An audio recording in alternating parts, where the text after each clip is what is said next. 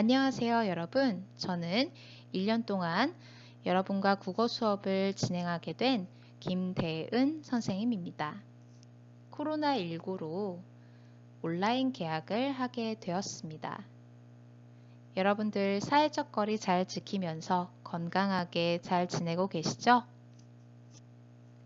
얼른 코로나가 진정이 돼서 여러분과 학교에서 웃으며 만날 수 있는 날을 기다리겠습니다. 자세한 인사는 나중에 오프라인 계약을 해서 하는 걸로 하고요. 오늘은 바로 수업 진도를 나가도록 하겠습니다. 먼저 교과서하고 형광펜, 볼펜, 필기도구를 준비해 주시면 좋겠습니다. 자, 그럼 수업 시작하도록 하겠습니다. 화면을 보시면 첫 번째 단원에 제목이 나와 있습니다. 같이 한번 읽어볼까요? 주체적 감상과 쓰기. 그 밑에 소단원 제목도 같이 한번 읽어보죠. 다양한 해석과 비평입니다. 주체적이라는 말의 의미는요, 조금 쉽게 하면 스스로 한다 혹은 주도적으로 한다 라는 의미를 가지고 있죠. 여러분들 초등학교 때 독후감, 중학교 때도 물론 독후감 많이 써보셨을 거예요. 책을 읽고 스스로 책에 나와 있는 주제 또는 문학작품의 의미, 문학작품의 주제 이런 것들을 해석해 봤을 거고 또 문학작품을 느끼면서 들었던 생각들을 글로 표현해 본 적도 있을 겁니다. 이제는 중학교 3학년이 됐으니까 조금 더 정확하고 타당한 근거를 들어서 문학작품을 해석하는 능력을 키우는 것이 필요하다는 생각이 듭니다. 그래서 이번 단원에서는 문학작품을 해석하는 방법, 문학작품을 평가하는 방법에 대해서 배우고 문학작품을 해석하는 기준에 대해서 알아보면서 여러분들이 직접 문학작품을 읽고 타당한 근거를 들어서 문학작품의 의미를 해석하는 활동까지 이어보도록 하겠습니다. 교과서 10페이지를 함께 보도록 할게요. 단원 열기라고 되어 있을 텐데요. 중요한 부분에 우리 함께 밑줄 치면서 내용을 보도록 하겠습니다. 자, 왜 배울까? 밑에 첫 번째 문장부터 읽어볼게요. 문학 작품에 대한 해석이나 평가는 사람마다 다르다. 이는 자신의 고유한 가치관과 경험을 토대로 작품을 감상하기 때문이다. 자, 두 번째 문장에 형광펜 밑줄을 그어봅시다. 이는 자신의 고유한 가치관과 경험을 토대로 작품을 감상하기 때문이다. 에다가 형광펜 밑줄을 치고요. 자, 문학작품은 사람마다 해석이 다르다라고 합니다. 어렵게 생각할 거 없어요. 여러분들 친구하고 같이 영화를 보러 간 적 있으시죠? 뭐 아니면 가족이라도 좋아요. 자, 분명히 같은 영화를 봤는데 영화가 끝나고 나서 이 영화 어땠어? 너는 어떤 부분이 재밌었니? 라고 물어보면 사람마다 다들 베스트 장면과 또 영화에 대한 평가가 다 다르다라는 걸 느꼈을 거예요. 자, 그 이유는 무엇이냐? 사람마다 배경 지식, 경험, 그 다음에 관심사, 그 다음에 사람들마다 지식 수준, 인식 수준 이런 것들이 다 다르기 때문에 해석이 다양할 수밖에 없는 겁니다. 가치관과 경험의 차이만큼 해석의 차이도 생길 수밖에 없는 거죠. 자, 그런데 그 다음 문장을 한번 읽어보도록 할게요.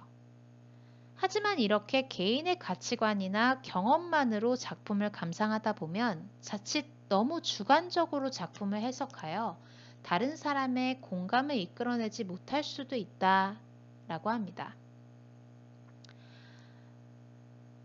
너무 주관적으로 나만의 경험을 바탕으로 해서 문학작품의 의미를 해석을 하게 되면은 다른 사람들이 이 문학작품의 해석을 보고 공감이 안 되고 이 문학작품의 해석이 타당하다라고 느끼지 못하는 부분이 생길 수 있다라는 의미겠죠. 자, 그래서 객관적으로 문학작품을 해석하거나 평가하기 위해서는 무엇이 필요한지가 그 다음 문장에 나와 있는데, 자, 형광펜 밑줄을 그어 보도록 하겠습니다. 제가 읽는 부분을 형광펜 밑줄 그어주세요. 객관적으로 문학작품을 해석하거나 평가하기 위해서는 적절한 근거가 뒷받침되어야 한다. 에다가 형광펜 밑줄 쫙 그어주시면 됩니다. 해석은 다양하다라는 거 인정해요. 인정해야 됩니다.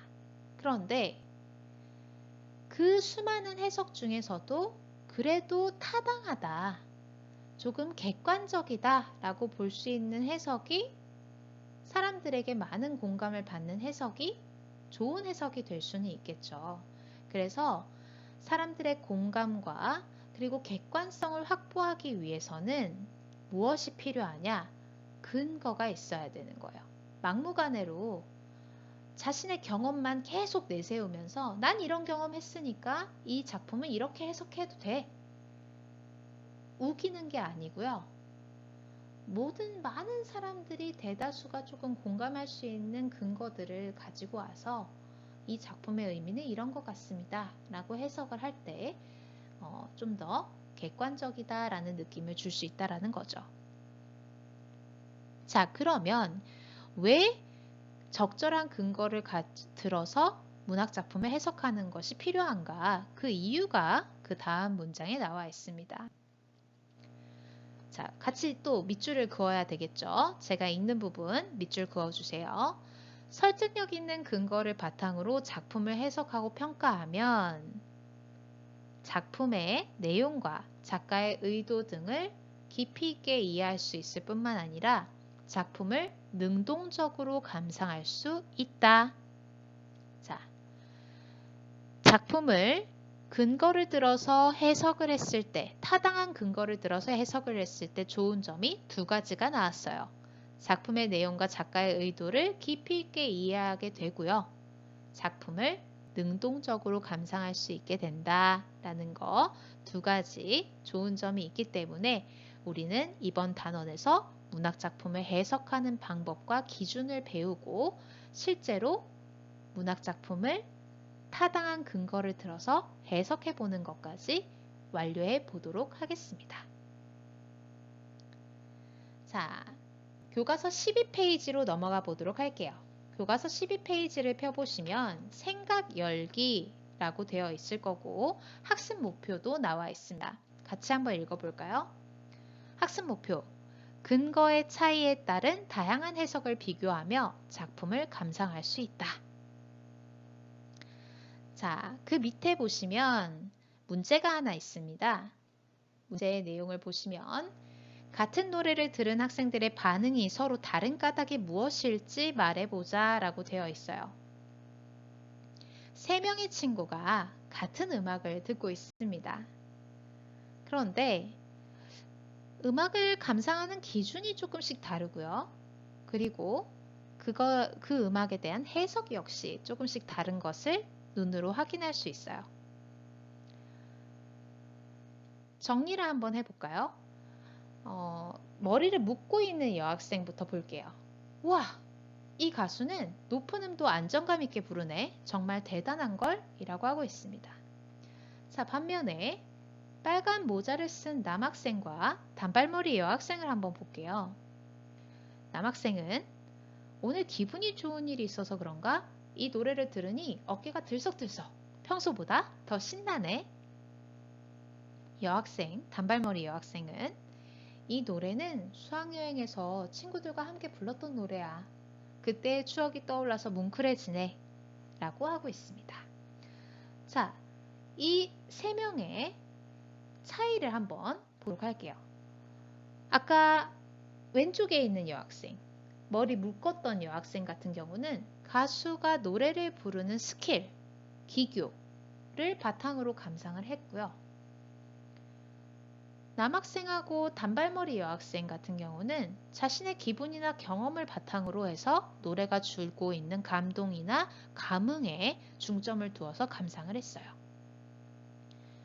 해석이 분명히 다르고 기준도 달랐습니다. 자, 왜 이런 차이가 생겼을까요? 아까 단원 열기에서 우리는 그 답을 찾았습니다. 왜 그렇다고 했었죠? 네, 맞습니다.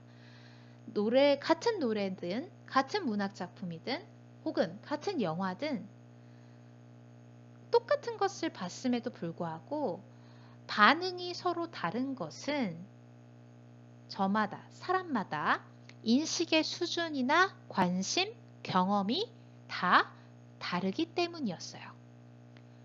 지식의 수준, 경험, 가치관, 인식 수준 이런 것들이 다 다르면 그 차이만큼 해석의 차이가 생길 수밖에 없다.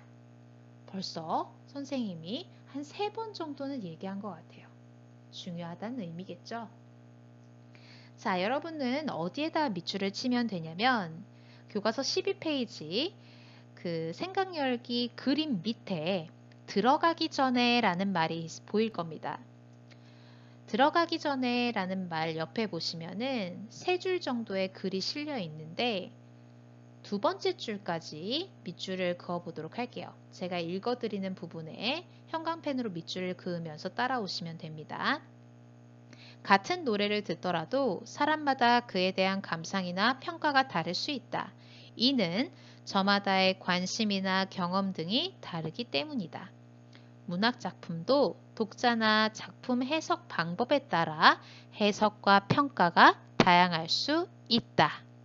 여기까지 형광펜 밑줄을 긋고 별표를 쳐주시면 됩니다.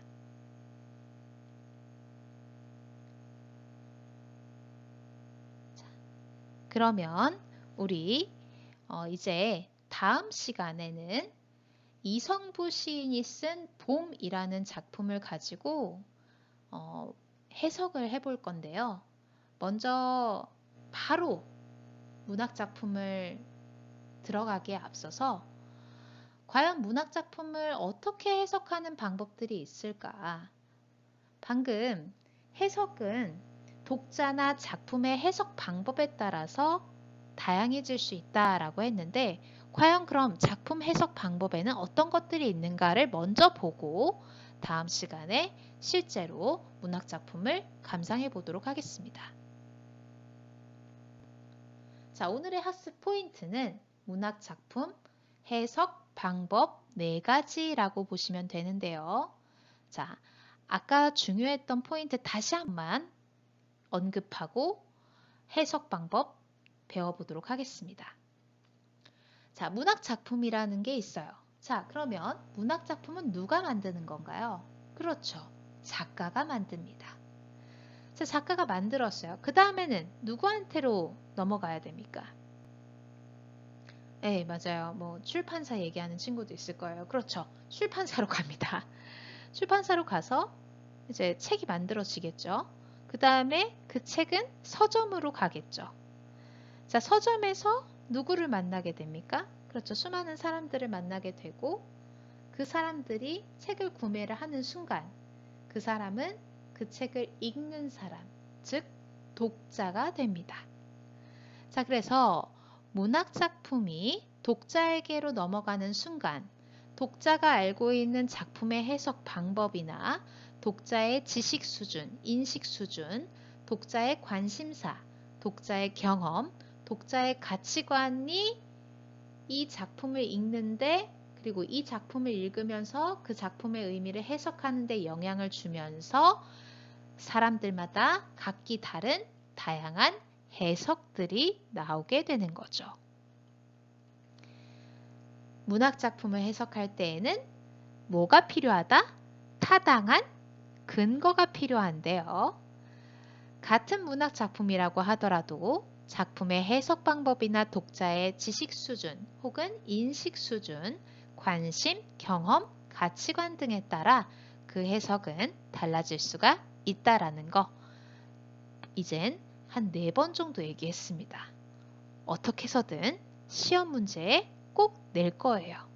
네, 잘 기억을 해줘야 되겠죠. 네. 자, 넘어가서 이제 문학작품의 해석을 하는 방법 보도록 하겠습니다. 여러분들은 어디를 보시면 되냐면요. 교과서, 저도 이제 교과서를 넘기는데, 자, 교과서 몇 페이지를 보면서 따라오시면 되냐면 19페이지를 한번 펴볼까요? 선생님 아직 12, 13 쭉 안 했는데요. 네, 잠깐 개념 정리부터 하고 가는 거니까 먼저 뒤에 부분부터 볼게요. 자, 19페이지를 펴놓고 따라오시면 됩니다. 자, 문학작품을 해석하는 방법이라고 되어 있는데요. 자, 4가지 정도로 우리가 정리를 할 수 있습니다. 근데 일단 그 구분을 하자면 크게 2가지로 구분을 할 수가 있어요. 첫 번째는 작품의 내용이나 형식 등의 작품 자체의 내재적 특징, 내적 특징을 중심으로 작품을 해석하는 방법 하나가 있고요. 두 번째는 작품 외적 요소. 외자가 무슨 뜻이냐면 내는 뭡니까? 그렇죠. 작품 안에 있는 것을 중심으로 해석을 한다면 작품 바깥에 있는 요소들을 중심으로 작품을 해석하는 것도 있다라는 거예요. 그래서 작품 안에만 집중해서 작품 자체에만 집중해서 해석하는 것을 우리가 뭐라고 부르냐면 내재적 관점이라고 부르고요. 작품을 둘러싼 작품 바깥에 있는 요소들을 해석의 중점으로 삼는 것을 외재적 관점이라고 합니다. 작품 내재적 관점이라는 것은 작품의 내용이나 형식, 그러니까 시 한 편이 있어요. 그러면 다른 거는 다 배제하고 다른 거는 생각도 안 합니다. 다른 건 생각도 안 하고 오로지 작품 안에 있는 작품 안에 쓰여 있는 시의 단어, 그 다음에 표현 방법, 여러분들이 알고 있는 직유법, 은유법, 그 다음에 의인법, 도치법, 서리법, 영탄법 이런 식의 여러 가지 표현 방법, 이 시에 어떤 표현 방법이 쓰였고 또 이 시는 몇 행과 연이 어떻게 구성이 되어 있는지, 몇 연이 몇 개고 행이 몇 개인지, 행이 몇 줄인지 그런 것들을 형식, 구성 이런 거에만 집중해서 해석하는 것을 내재적 관점, 오로지 작품 자체에만 집중해서 그 안에서만 의미를 찾아내는 겁니다. 반대로 외재적 요소는 작품 안에만 집중하는 것이 아니라 작품을 둘러싼 바깥의 요소들. 자, 그 바깥의 요소들에는 크게 3가지가 있는데요. 작품이 만들어진 시대적 배경. 이 작품이 언제 만들어졌는가? 그래서 작품에 반영된 시대적 배경을 연결을 시키는 것. 자, 그 다음에 작품은 누가 만든다고 했었죠, 아까? 그렇죠. 작가가 만드는 거죠. 작품을 만든 작가는 작품 안에 있는 겁니까? 밖에 있는 겁니까? 밖에 있죠. 자, 그래서 작가와 작품의 관계를 중심으로 해석을 하는 겁니다. 작가가 도대체 어떤 삶을 살았고 작가가 어떤 직업에 종사했으며 작가는 어떤 성향을 가지고 있는 사람이었고 작가가 왜 이 작품을 썼을까에 대해서 해석해내는 것. 작가와 작품 사이의 관계를 생각해서 의미를 해석하는 것을 외재적 관점 중에 하나로 또 잡을 수 있고요. 자, 작품은 누가 읽습니까? 그렇죠. 독자가 읽죠. 자, 작품을 독자가 읽고 나서 이 작품이 과연 읽은 독자에게 어떤 영향을 주었는가에 대해 초점을 맞추고 해석하는 것이 또 외제적 관점 중에 하나로 잡힙니다. 각각 부르는 용어들이 조금 어려워요. 용어들이 다 다르고 용어들이 조금 어려운데 뒤에서 좀 더 자세하게 설명을 해드리도록 하겠습니다. 자, 먼저 일단 내재적 관점부터 다시 한번 자세히 보도록 할게요. 내재적 관점은 작품 안에 있는 것들로만 해석을 한다고 했습니다. 절대 바깥에 있는 다른 것들은 신경 쓰지 않아요. 오로지 작품 안에 적혀 있는 단어들, 작품 안에 적혀 있는 구성, 작품 안에 들어있는 뭐 운율이나 형식 이런 것들에만 집중해요. 그래서 작품에 사용된 표현 방식이나 구성 등을 중심으로 작품을 해석하는 방법, 즉 작품 자체의 내적 특징을 중심으로 해석하는 방법을 내재적 관점 혹은 절대론적 관점이라고 합니다. 작품이 작품 안에서 끝내야 된다. 작품이 절대적인 기준이 된다라고 해서 절대론적 관점이라고 부르는 겁니다. 시의 어조, 시의 쓰임 표현 방법, 시의 어떤 주제, 시의 구성, 시의 형식, 소설의 형식, 문단의 구조, 문단의 구성 이런 것들만 집중해서 그 안에서만 해석을 하는 것 내재적 관점이라고 보면 됩니다. 이해되시나요? 네. 자, 그 다음으로 넘어가면 이제 외재적 관점에서 외재적 관점, 즉 작품 바깥에 있는 요소들이 몇 개가 아까 있었다 했죠? 그렇죠. 독자, 시대적 배경, 작가 이렇게 세 가지가 있는데 각각 부르는 용어들이 좀 다르다고 했었어요. 자, 외재적 관점에서 첫 번째, 표현론적 관점. 자, 이거는 누구를 고려하는 거냐면 작품 바깥에 있는 요소들 중에서 누굴 고려한 거냐면 바로 작가를 고려한 겁니다. 왜 표현론적 관점이라고 했을까요? 그렇죠. 작가가 작품을 만드는 거, 작가가 표현한 것이 작품이잖아요.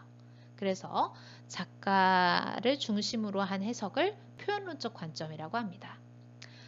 작가의 생애, 작가가 어떤 삶을 살았는가, 그리고 작가가 어떤 성향을 가지고 있는가, 작가의 정치적 성향이 될 수도 있고요.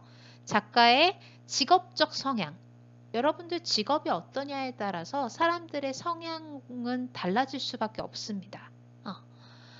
그리고 또 작가가 작품을 창작한 의도 이런 것들을 중심으로 해서 작품을 해석을 하는 겁니다. 근데 조금 더 어떤 게 타당해 보이나요? 제 생각에는 내재적 관점에만 너무 이렇게 집중을 하면 물론 이 시 자체에 대한 것은 정말 누구보다 잘 알 수 있게 될 것 같아요. 하지만 좀 더 폭넓은 해석은 쉽지 않겠죠. 너무 작품에만 몰두해 있으니까. 그러나 외재적 관점은 작품 바깥에 있는 것들, 작가가 도대체 작가는 어떤 성향을 가지고 있었던 사람인지를 이렇게 알고 있으면은 작품을 해석하는데 좀 더 폭이 넓어집니다. 저는 이제 국어 국문학과를 나왔는데 대학에 가면은 작가론을 따로 배울 정도예요.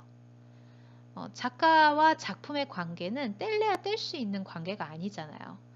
작가가 작품을 만들어내기 때문에 작가의 여러 가지 성향, 작가의 그 가치관, 작가의 창작 의도가 당연히 작품에 고스란히 녹아들 수밖에 없기 때문에 작가에 대한 정보를 많이 알고 있으면 작품을 해석하기도 훨씬 쉬워져요. 그래서 작가와 작품 사이의 관계를 해석하는 표현론적 관점이 좀 더 폭넓은 해석을 가능하게 한다라고도 하죠. 자, 그래서 표현론적 관점에 대한 개념을 여러분이 잘 잡고 계시면 됩니다. 작가의 생애와 작품의 내용을 연결시켜서 해석한다라던가 작품의 창작 의도와 작품의 내용을 연결시켜서 해석한다던가 하는 것은 표현론적 관점이다. 잘 기억해 주세요. 자, 그 다음 작품 외적인 요소 중에 어떤 것이 또 있었냐면 시대적 배경이라는 게 있었습니다. 순환이대를 예로 들어서 설명을 하면요. 여러분들 순환이대라는 소설이 하나 있습니다. 읽은 친구도 있고 모르는 친구도 있는데 그 소설 속에는 주인공이 이제 두 명이라고 보면 돼요. 뭐 그러니까 부수적인 인물들도 많은데 두 명의 주인공이 있는데요. 아버지와 아들입니다. 근데 아버지는 팔이 한쪽이 없어요. 아들은 다리 한쪽이 없습니다. 근데 우리가 그냥 여러 가지 이 작품 외적인 요소를 배제하고 그냥 작품 내용만 딱 보잖아요. 그러면 그냥 불쌍한 장애가 있는 아버지와 아들의 이야기로 끝날 수도 있어요. 하지만 이 작품이 만들어진 시대적 배경을 좀 생각을 해보면 순환이대라는 작품은요. 뭘 시대적 배경으로 하고 있냐면 6.25 전쟁과 일제강점기를 배경으로 하고 있는 거예요. 그러면 해석이 좀 달라집니다. 그러니까 아버지가 팔이 한쪽이 없는 이유는 일제강점기 때 징용 끌려가서 그렇게 된 거고요. 아들이 다리가 한쪽이 없어진 이유는 6.25 전쟁에 참전했다가 그렇게 된 거예요. 그러면 이 작품의 시대적 배경을 고려했을 때 이 작품의 주제는 달라질 수밖에 없겠죠. 그렇죠. 전쟁의 비극으로 바뀌어집니다. 자, 그래서 작품을 해석할 때 중요한 또 포인트가 외제적 관점 중에 반영론적 관점, 즉 작품 속의 시대적 문화적 상황과 관련을 지어서 해석을 하는 겁니다. 작품에 반영된 시대적 상황, 이 작품이 도대체 언제 만들어진 것이냐, 그리고 어떤 시대의 분위기가 이 작품에 반영이 된 것인가, 이 작품이 만들어진 시기와 그 작품의 관계를 중심으로 해석하는 것을 반영론적 관점이라고 합니다. 아시겠죠? 그러니까 역사하고 문학을 연결시킨다라고 보시면 돼요. 왜 그러겠어요? 작가는 우리가 사람을 생각해 봅시다. 사람은 사회적 동물이라고 하잖아요. 그러니까 개인이긴 하지만 이 개인들이 모여서 사회를 만들고 개인은 사회에 소속이 됩니다. 그리고 그 사회에 영향을 받게 되어 있어요. 그러니까 시대적인 우리가 지금 코로나의 영향을 받아서 사람들이 사회적 거리두기를 하는 것처럼 개인이라고 하더라도 사회의 영향을 받지 않을 수가 없기 때문에 작가가 개인이지만 동시에 사회에 소속되어 있는 사람이기 때문에 그 사회의 분위기 이런 것들이 작가에게 영향을 미치게 되고 그 작가가 작품을 썼기 때문에 자연스럽게 작가가 속해 있는 시대적 상황의 그 분위기, 사회적 분위기가 작품에 녹아들 수밖에 없는 거겠죠.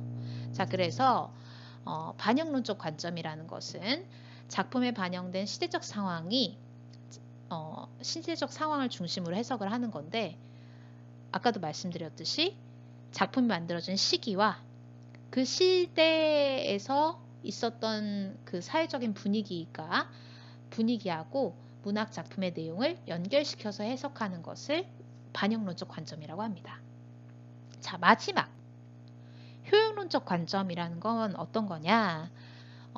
교훈이나 감동, 이 아까 마지막 남았던 외적인 요인은 그렇죠. 독자였죠.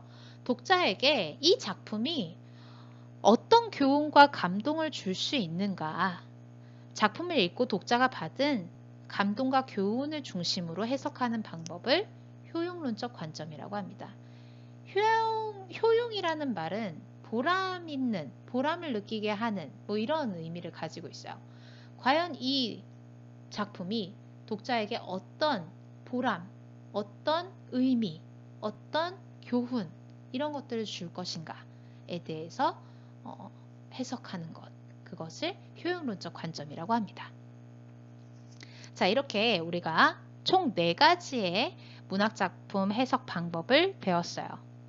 자, 일단 크게 2가지로 나누면 내재적 관점과 외재적 관점이 있고요.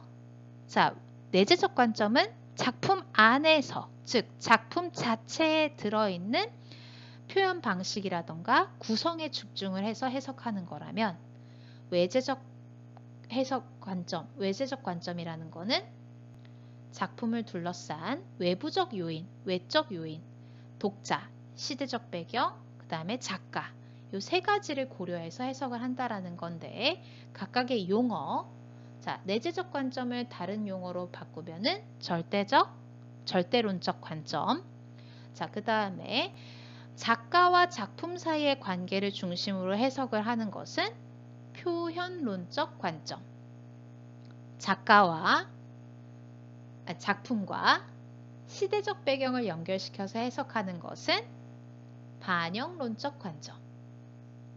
작품과 독자, 작품이 독자에게 어떤 영향을 미칠 것인가를 중심으로 하는 해석은 효용론적 관점이다.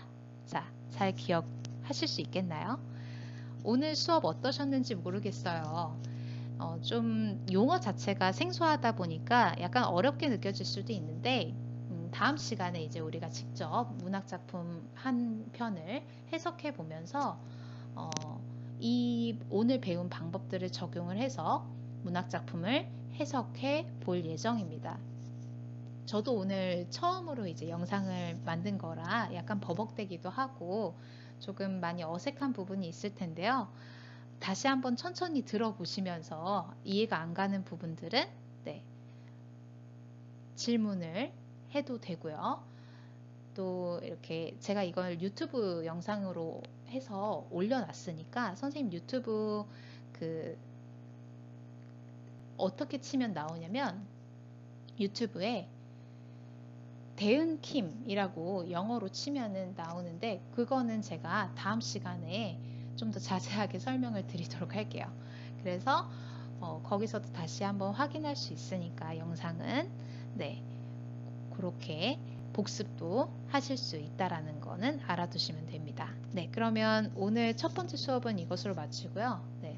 들어주시느라 고생 많으셨습니다. 감사합니다.